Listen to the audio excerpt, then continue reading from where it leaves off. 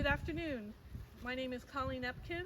I'm taking my Cornell Master Beekeeper Virtual Field Exam. It's Wednesday, August 20th, 2025, and assisting me are Julie and Inga taking pictures, and my husband Al, who will help me move the boxes. I might frequently say we when I'm doing this because Al and I normally tend the bees together, so instead of trying to filter that out of my discussion, I'm just going to let it go naturally. So a little bit about this location. We call our apiary Marrowstone Highlands Apiary. We're on one of the highest point of Marrowstone Island. Marrowstone Island is in the Puget Sound, about 50-60 miles to the northwest of Seattle, Washington. It's accessible by 2 bridges, so we don't have to come by by ferry. But the island is about 6 miles long, and there are about 700 people who live on the island. The closest apiary to us is about 5 miles away, so I describe our apiary as being isolated. And it's on about an acre of cleared property. We have 5 acres here, surrounded by big leaf maple, western red cedar, other indigenous species, including barred owls and raccoons and mice. And it's a nice location to have a colony. Some of the pros of having this colony is the fact that it is isolated. It gives us the opportunity to control our mites, and without a lot of intervention from neighboring colonies who may not be treating for mites. So I have a lot of control over the health of my colony. The colony has a yearly nectar flow that is one major one, which is big leaf maple and Himalayan blackberry. There are other flows during the year which are smaller, and also the neighbors in the area maintain nice pollinator gardens, so that gives the bees additional foraging activity when the flow is not on. One of the cons of this apiary is that in the winter, the winds come from primarily the southwest, with gusts up to 60 miles per hour, sometimes with heavy rains. This causes evaporational cooling on the colonies. When the outside of the colony gets wet with the gusty winds, it's also, and so we do put insulation on the outside of our colonies to help with that evaporational cooling. It also requires us to strap down our colonies, and I guess one last con about this, our location, is that we have 11 colonies here, and they are fairly close in proximity. We've talked about moving them or moving them to other properties, but at this point we're satisfied with the composition of the colony and how the bees are doing and coping with mites. So we think this is an advantage to our location. The apiary, the colony we're going to go into this year, I call her Daisy. She is a 2025 queen that was raised by the bees from another colony, also a colony of 2025 queens. She is from Oregon. Her mom is from Oregon, Old Saul, a hygienic type bee. She was she emerged on about the end of June, and we saw her emerge, which was pretty exciting, and we moved her into her own, from a nuke, single nuke to a double nuke, to her own colony at the end of July, and the frames and the brood that you're going to see are from the end of July. from when she was moved into that colony. She's doing well. I saw her a few days ago, and I hopefully will see her again. The next thing I want to talk about before we go into the colony and look at her is integrated pest management. We were warned by Shelley and the committee that integrated pest management is an important part of beekeeping, and I couldn't agree more. Integrated pest management is essential to controlling the health and well-being of your colony. I approach integrated pest management not from a by the book, here's the road, here's the rules, but how I respond to what I see in my colony. There are guidelines, there's well-documented guidelines on integrated pest management, and I read them and I follow them. But I also use my own assessment on what's important at the time. It depends on the time of year, depends on the number of colonies, it depends on the health of the bees. So I take a more pragmatic approach to it than just simply following the guidelines that are publicized online in the classic IPM pyramid, which could, if you follow that, it maybe gives you guidance, but it could lead you astray a little bit. So the approach that I use is one that is focused around 4 principles. One is threshold, one is monitor, one is prevention, and one is control. The threshold principle is something that I think is important because you shouldn't treat just for the sake of treating. You need to be measuring thresholds, measuring content in your colony, looking at the colony, and do I exceed a threshold? If I do exceed a threshold, should I do something about it? Or is it within bounds, and should I just watch and wait? Monitoring.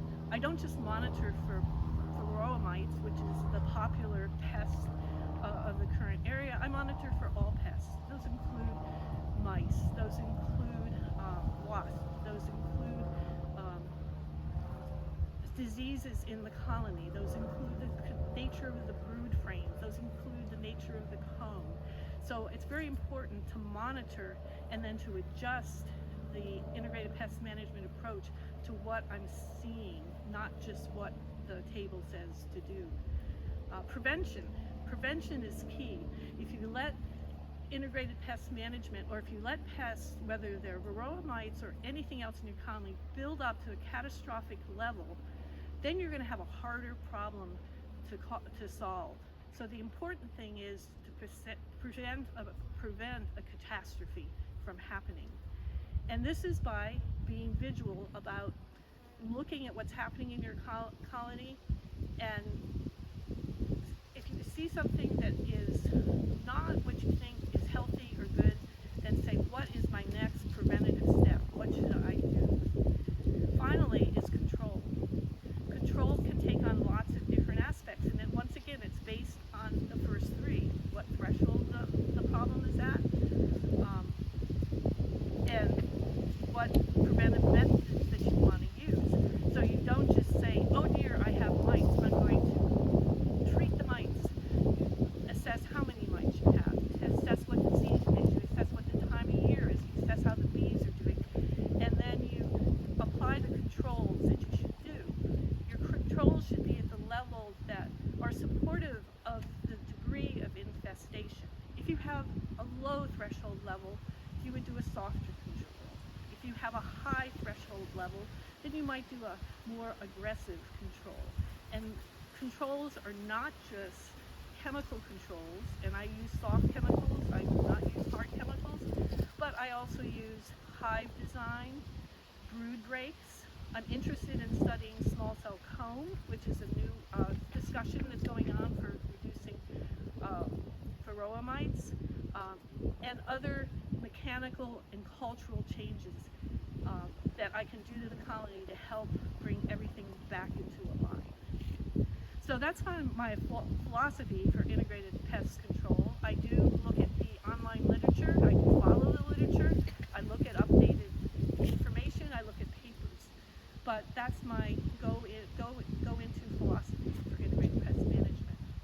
For 2025, my integrated pest management approach has been able to be fairly conservative.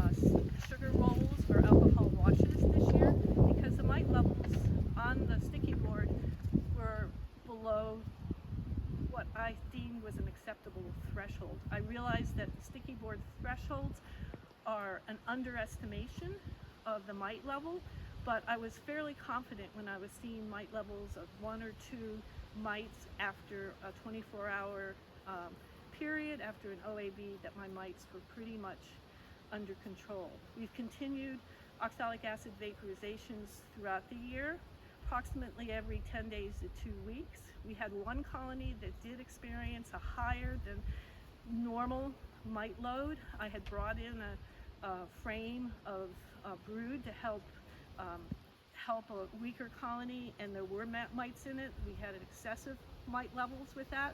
We upped our OAV treatment levels to be once every 4 to 5 days for a full brood cycle. We were able to knock those mites down, and that colony is now the low level of mite control. When we did that, we treated all colonies at the same time. There were not 11 at that time, there were only 5 or 4 or 5 at that time, but we did treat all the colonies at the same time such that we wouldn't have drift or problems of the mites from that colony going over and infecting other colonies. Our plan for the end of 2025 is that I know that mite control is dependent on the time of year. Coming out of winter, mites are fairly low because there's lower brood numbers. As you go into the summer, the mite numbers start to grow as the number of bees grow. As you hit the fall, your bees are at peak hive production levels, peak brood levels, peak mite levels. So we will do a Formic Pro treatment strategy as soon as the temperatures are low enough to do a complete cycle of Formic Pro. I've had some experience with Formic Pro in the past, and I prefer to do the 10-day treatment cycle of Formic Pro repeated twice because it seems to be easier on the queen and the brood. And so that will be done probably the end of maybe beginning of September, and then we will continue OA vaporizations into the winter until the bees have clustered and are in their winter mode. So I'm going to have Inga pause the video now, and I'm going to suit up and we're going to go look at the colony. Fully protected at this point, and I'm going to come in and do the external exam of the colony we're going to look at, but I'm going to ask Inga if she could just do a panorama around our apiary to show you where our bees are. She's pointing at the colony we're going to look at in a second, and if you go the other way, Inga, to where we raise our queens and the breeding nukes, which are not here right now.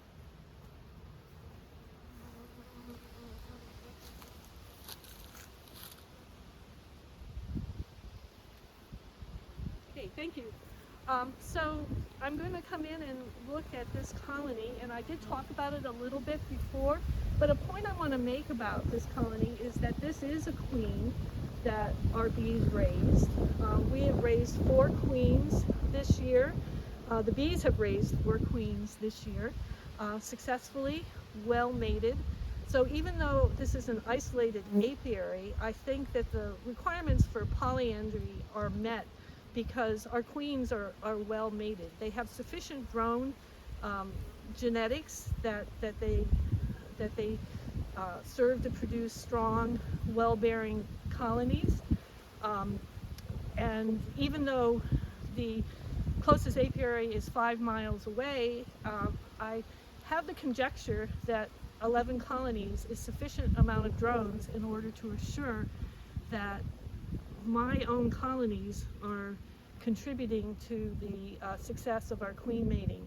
We had 2 queens not return this year. We had 1 virgin queen, and we have had no queens that have emerged that have not been successfully mated. So either they didn't return, or there was 1 virgin queen. So I'm going to go over to this colony now, and I'm going to sit down next to it so it's easier for me to talk about this colony from the outside, and so that Inga can film it. This is our standard hive configuration. We like the white Be Smart design telescoping hives. It gives us good insulation in the winter. They're easy to handle. They don't rust with the metal on the top. I can handle them and lift them, and they give good ventilation. We have raft feeders for our bees because we've experienced death and drowning with in-hive feeders, so we prefer to do the raft feeders, and we've had very good luck with them. And it also gives us the opportunity that in the spring and fall to put feed on one side and pollen on the other side. So it's worth the extra expense for a raft feeder. There is no honey super on this colony. She's a first-year queen. We did not put a honey super on. We wanted any stores that she were to put away to be contributing to her winter health. We have gone to a little bit different philosophy this year. We've always been double deeps. We're experimenting with deep and a western. Our colonies are mixed at this point. We have some that are double deeps. We have some that are deeps and westerns. So this is a transitional year for us. We'll have to look at winter insulation and what we do relative to this new hive configuration, but it'll just be perhaps changing the dimension of the insulation. One deep colony. We have a slotted rock to give the bees a hangout area when they come in after doing their work, and we find that this is good for the bees, and they seem to like it. We have screen bottom boards with removable mite boards in the back. We drill holes in the back of our screen bottom boards to put the oxalic acid vaporization nipple in there, and so we're able to put oxalic acid vaporization in from the back and put wet towels on the front to trap the OA vapor when we're treating. We follow the Tom Steele approach to small single opening at the bottom of the colony, less than 2 square inches. This may be a little bit larger today, but our bees live with this throughout the year, 365 days a year. We have no issues with the bees having a single entrance.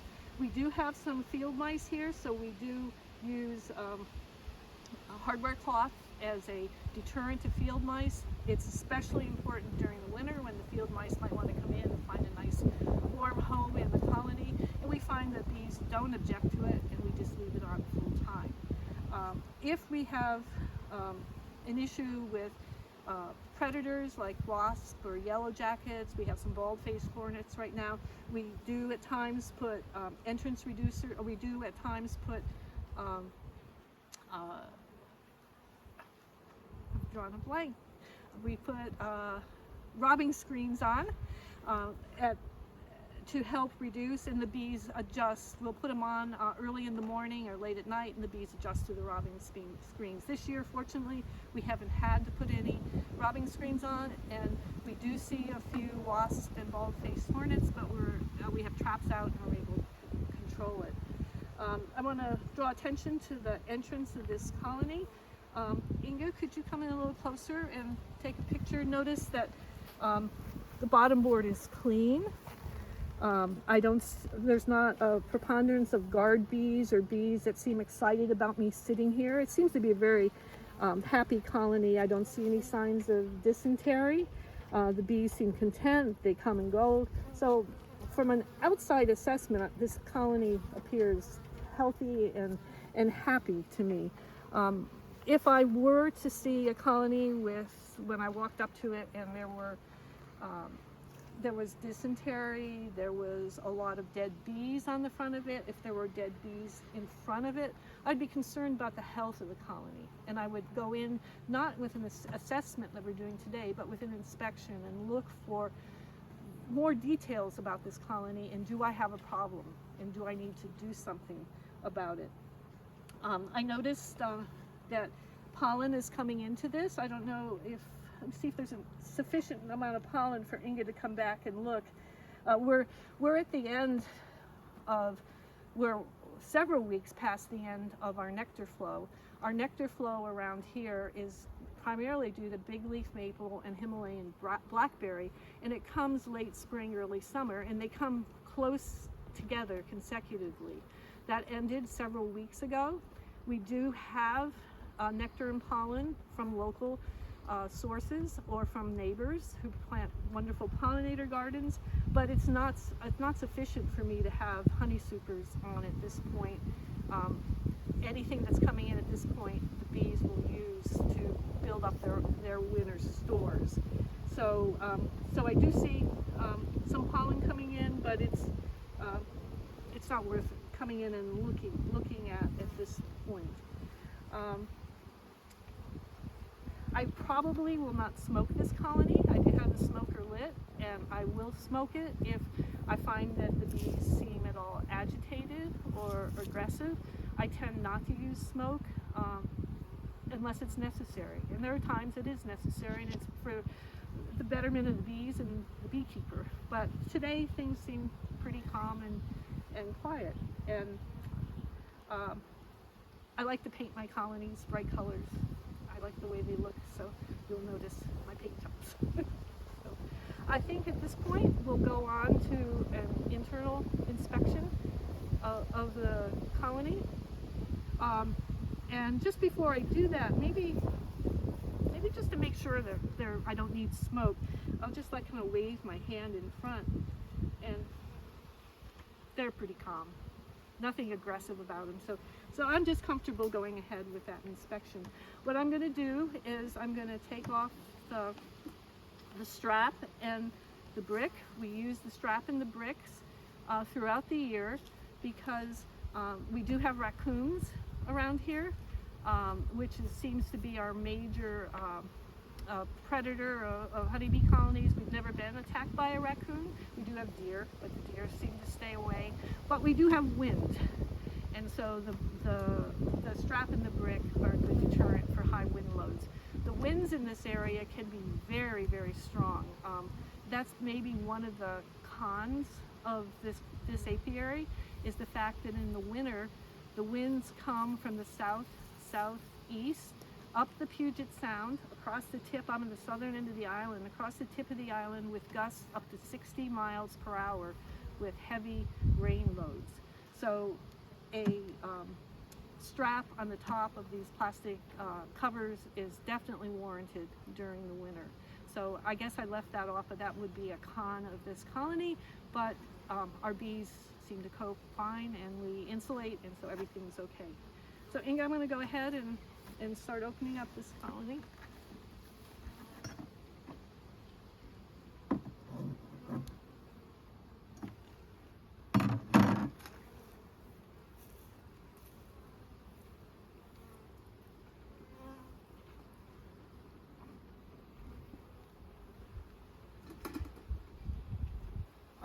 I pulled the strap completely out because it's a little short, but we'll fix it later. I do see a bald-faced hornet here, and I'm going to take care of it, so excuse me. And one thing I did want to bring up was the fact that I do have a plan when I go into these colonies.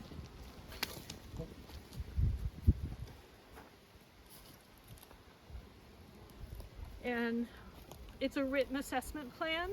I don't use the Hive app tools or some of the high technology. I find that my background, I was an engineer, I tend to take lots of notes, is to write down what I want to see, look at what I see, and write down the results. So this is a package of all my inspections, and you can see the inspections, and they're kind of big and bold, but I keep track of them all, and I can track my colonies. So I do have an assessment plan for today. I'm not going to follow it in detail, but I just wanted to show you what I do use for this.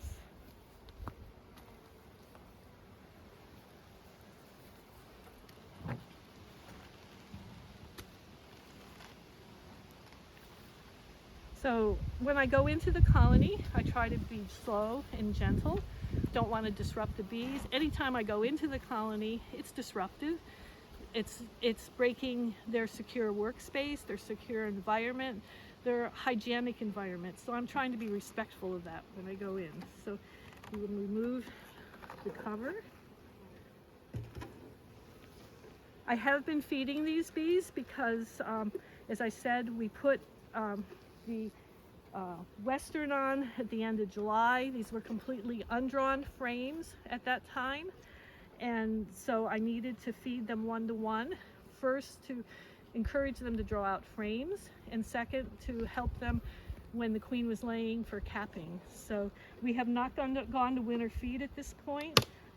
If I need to add additional undrawn frames to this colony, I will continue to feed 1-to-1 a little bit longer until I go into the Formic Pro treatment, and when I'm using Formic Pro, I do not feed.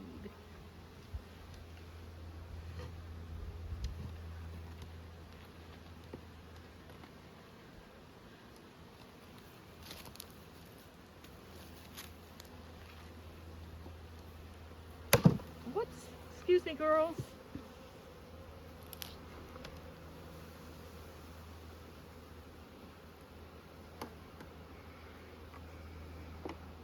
I set the feeder off at an angle as not to hurt the bees. Keep it close. If there was liquid food in here at this point, I would cover it with a sheet or some sort of mesh cover in order to keep robbing at a minimum. But there doesn't seem to be any indication of robbing today.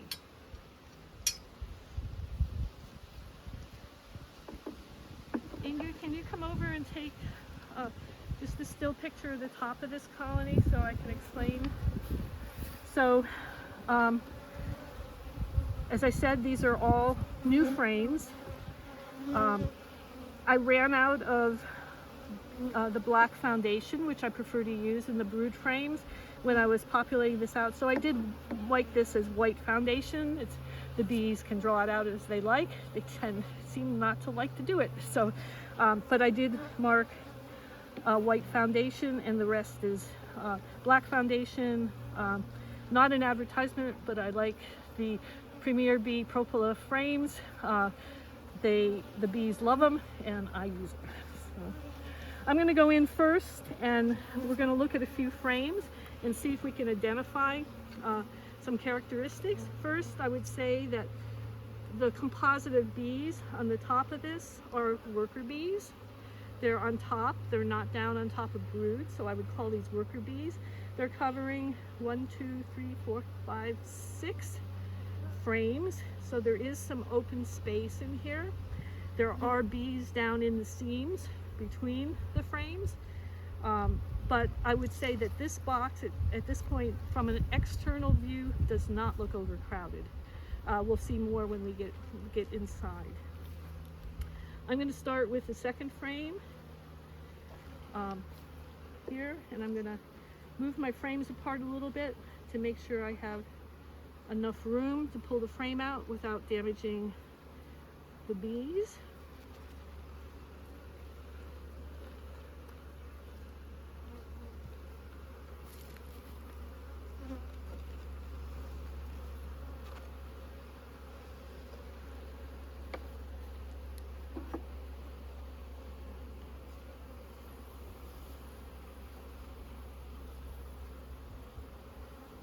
I'm going to take a quick look at this frame before I start talking about it.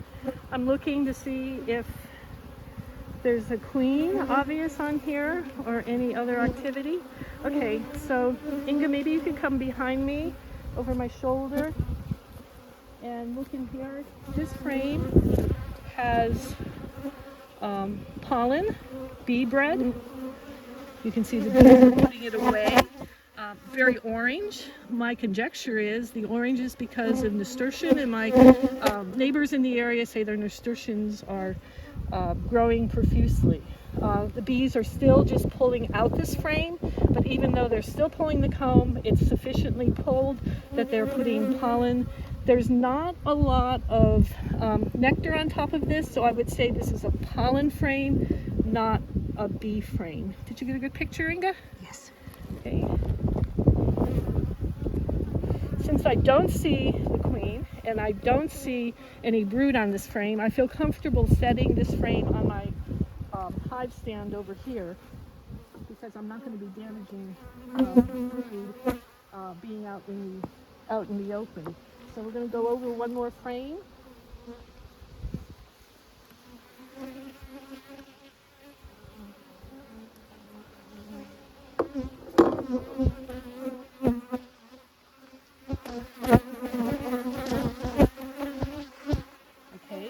So here we have a very nice brood frame.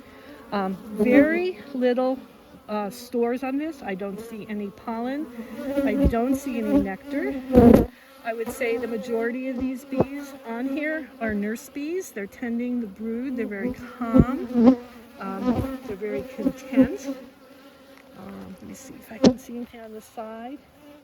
There is a little larva in here. Inga, can you, on the very left side, right there, you can see some very white milky larvae. Get these girls to get off of it. Can you see that? Maybe zoom in on it. Yeah. Let's see if I can, let me give him a little puff. There.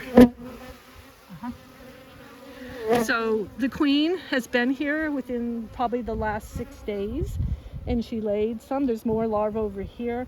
Notice that the brood is nicely rounded on the top. It's not spotty. There are some areas without cap brood interspersed in here, and that's probably where they had pollen and nectar for feeding the young larvae. It's a pretty dense laying, and it's also very saffron color, probably from the nasturtium. Here's the second side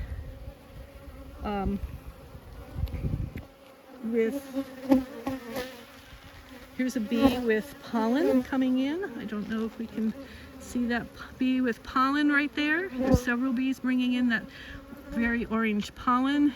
Once again, these are mostly nurse bees. They're very content and they're happy about their job. So I'm just going to put this back and see what's on the next frame.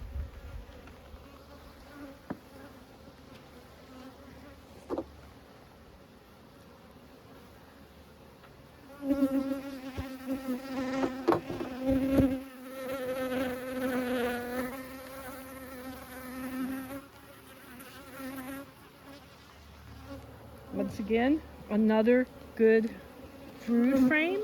My assessment again here is that they're very low on resources, on pollen and nectar.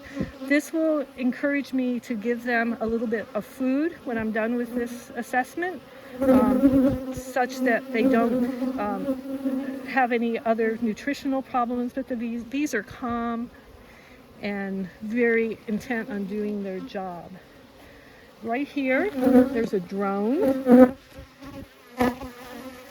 These bees have not started evicting their drones yet. Guess they still like them. The drone is just content walking around, probably looking for a handout. Here's another drone here. There could be some worker bees, some foragers on this frame also, but you notice that the bees are fairly fuzzy and not bald. So that's more of a nurse bee, maybe age 8 to 12 days old. Worker bees, this forager here is a worker bee with the pollen. She's probably 12 to 21 days old, and she's a little shinier because she's been out and her baby bee fuzz is wearing off. So here is I was going to say that that's a queen cup. It might be or it might not. It may just be a little practice errant comb, but there's nothing in it and there's nothing bad about it. I'm going to look at one more frame up here before we go down to the bottom box.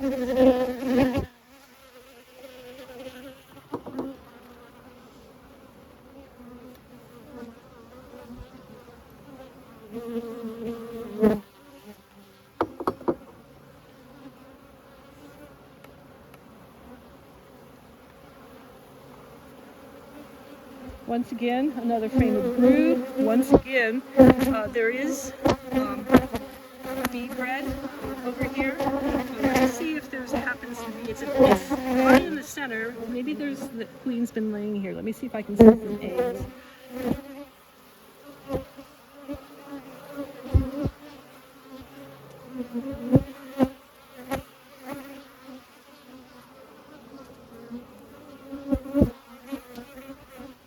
I don't see any eggs down there, probably because it's been emerged brood. You can see this brood here. The cappings are starting to thin. and there's brood about to emerge, so this was probably recently emerged brood up here.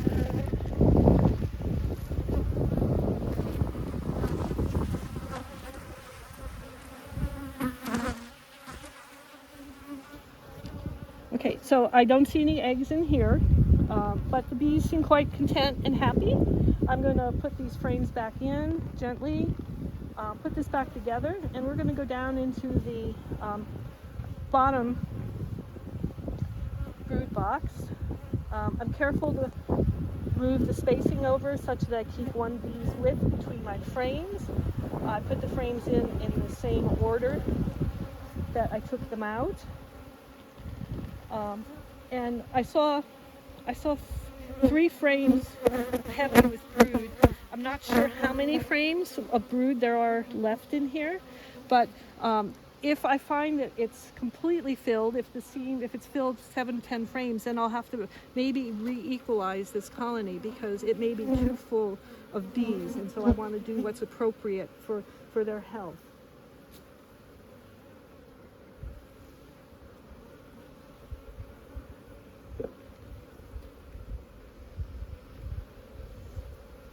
So I'm going to close up the ranks such that the bees don't try to build propolis or walkie comb in between.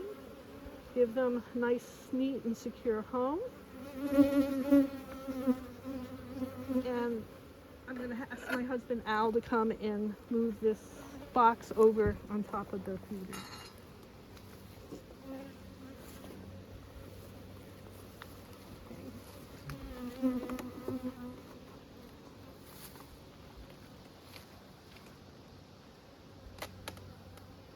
I'm breaking the propolis seal.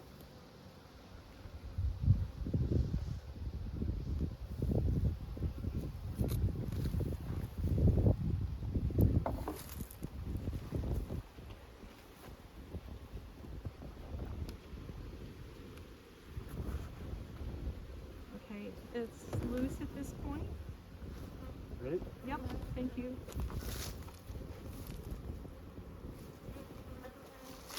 And he's going to set it securely over here while I do the lower inspection.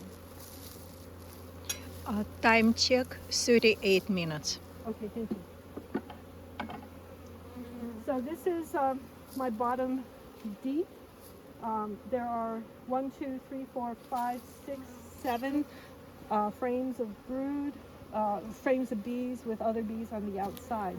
I'm going to go in here and see if I can find the queen and find some eggs and additional larvae, because we did see larvae in the top.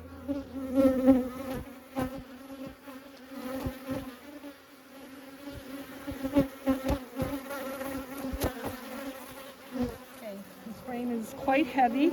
This is a frame of bee bread, and there are some honey stores here. So I feel comfortable that there is some stores in this colony, but it could be less than they need at this point. Here is bee bread on the left and capped brood on the right.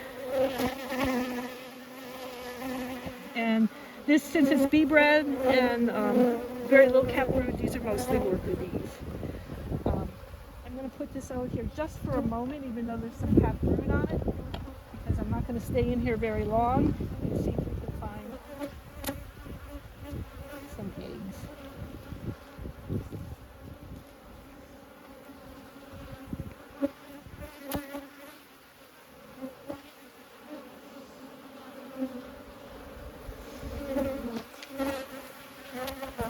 Once again, another brood frame.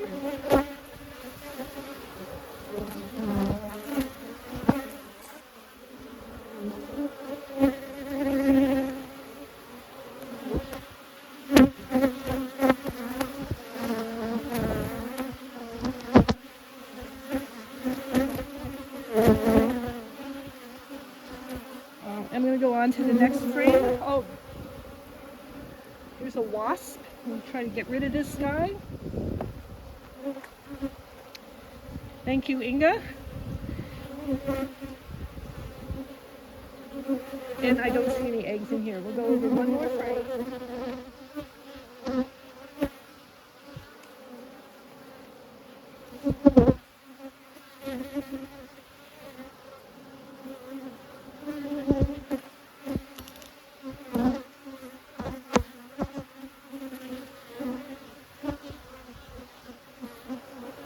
Okay, here's the queen. She's right in the center. Ingrid, can you see the queen? She's got a blue dot on her. She's navigating around the frame. I'll see if I can see any eggs in here.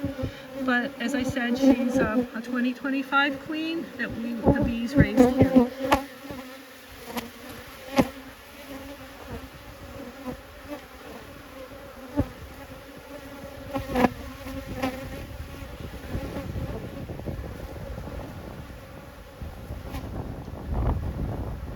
Okay, so Inga, there's eggs, a few right down in here. I'll try to hold it. Let's see.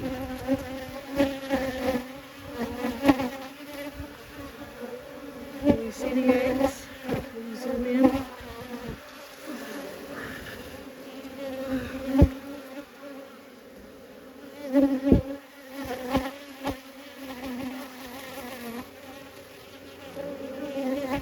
You think we have a picture? Yes. Okay, thank you. Thank you. Okay, so I'm going to declare this assessment complete, successful.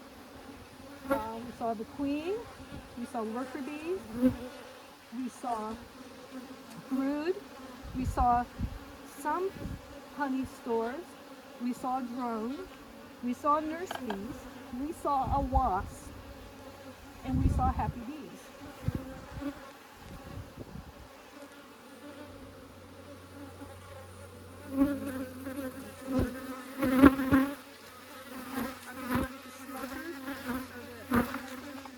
Help put the questions.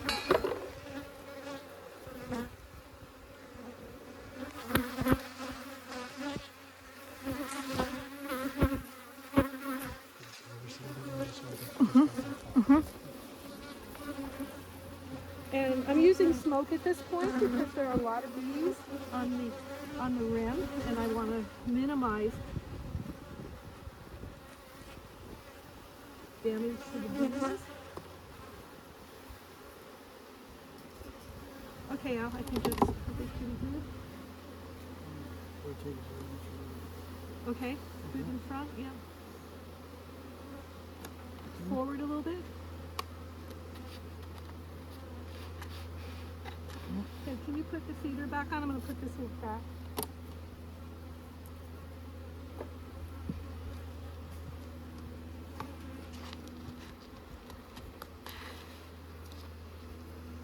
Cover.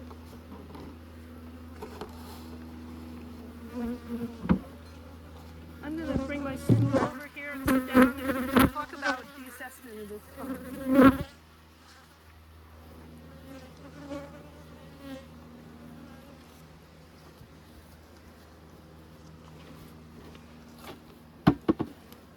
So, in conclusion, I would say that this is a happy colony. I believe I demonstrated all the characteristics of a happy colony that I should have. I saw the 3 castes of bees, we saw eggs, we saw larvae, we saw a queen, we saw an unwanted wasp, we saw a little bit of storage. The colony is not overcrowded at this point, but I would say it's under-resourced, so I will feed this colony and watch it closely to make sure as we go into the Formic Pro treatment period, there's sufficient stores to keep the colony healthy through that treatment period. Probably reassess in about 8 to 10 days for the food, and then we will treat, and this colony will be ready for winter. That's the end of my presentation.